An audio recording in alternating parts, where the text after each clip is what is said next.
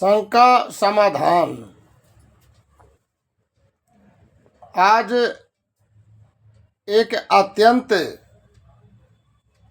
महत्वपूर्ण जानकारी पर चर्चा करें जो कि बिल्कुल ही भ्रामक रूप से सभी लोगों में व्याप्त है और जिसके कारण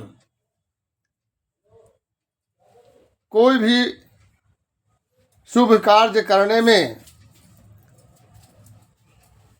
वाहियात शंका से ग्रसित हो जाते हैं और कार्य बाधित होता है। यह चैप्टर है मान दिन। प्रायः किसी प्रकार की अप्रिय घटना घटने के कारण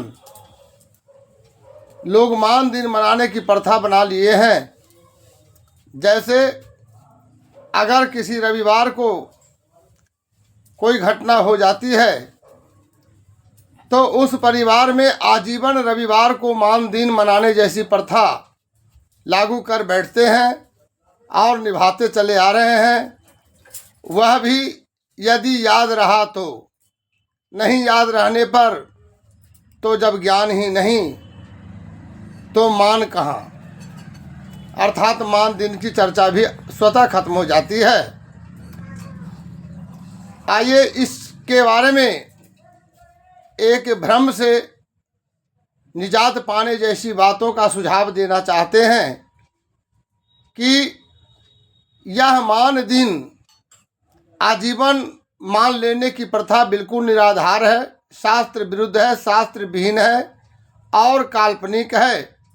लोगों की अपनी मनगढ़ंत प्रथा है। एक उदाहरण पेश करना चाहते हैं कि यदि किसी वर्ष में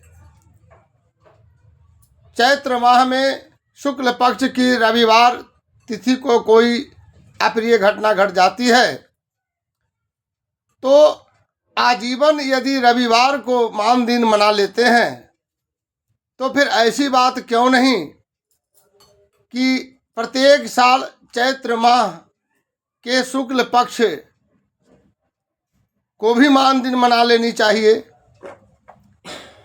दिन रविवार हुआ तो रविवार मान दिन हो गया, यदि शुक्ल पक्ष में हो गया तो शुक्ल पक्ष भी मान दिन होनी चाहिए और चैत्र महीना में हुआ तो आजीवन चैत्र माह ही मान दिन हो जानी चाहिए।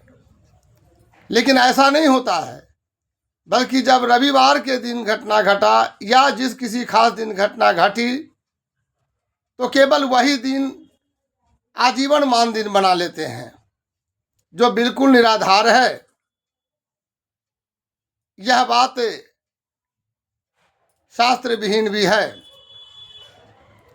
मान दिन एक मानसिक शोक संताप से ग्रसित प्रथा है जिसको लोग मनगढ़ंत तरीके से भी बना लिए हैं। इसलिए यह सुझाव है कि जिस वर्ष में जिस दिन भी घटना घटे केवल वही वर्ष, बल्कि वर्ष ही नहीं संवत से मतलब रहता है। उसी संवत में कोई शुभ कार्य करना वर्जित होता है, न कि आजीवन। इसलिए जिस वर्ष घटना घटे उसके दूसरे वर्ष से कोई मान दिन जैसी मनाने की प्रथा बिल्कुल निराधार है। इस भ्रम से बचें, यथासंभव इस सुझाव का फायदा उठाएं। धन्यवाद।